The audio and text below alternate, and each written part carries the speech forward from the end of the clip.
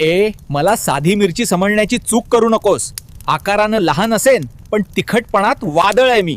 माझ्या एका चटक्यात माझ्याकडे फक्त तिखटपणा नाही, ताकद आहे. मी जेवणाला चव देते पण शरीरालाही फायदा करते. पचन सुधारते आणि मेटाबॉलिझम वेगवान करते. सर्दी खोकल्यात आराम, रोग प्रतिकारक शक्तीला सपोर्ट, जिभेला जाळते पण शरीराला मदत करते. नाव लक्षात ठेव, लवंगी मिरची.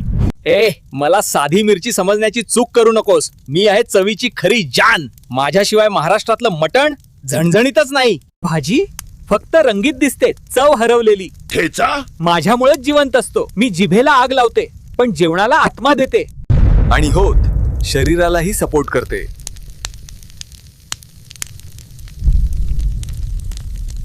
चव राज्य करते आणि त्या राज्याची राणी औत्यात लवंगी मिरची. दूर रहा. आज मी लई गरम आहे. माझ्या डोळ्यातून आग निघतीये. माझा तिखटपणा खेळ नाही, वादळ आहे. अरे अरे अरे थांब थांब बहीण. इतकी गरम का होतेस? थोडा थंडावा घे, रिलॅक्स. अरे वा,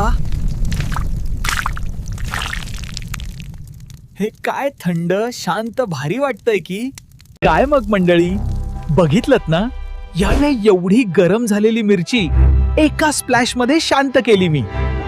चला बरं, आता कमेंट मध्ये सांगा माझं नाव काय आहे, ज्याने लवंगी मिरचीला शांत केलं.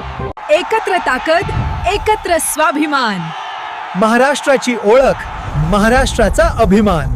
सर्वजण छत्रपती शिवाजी महाराज की जय.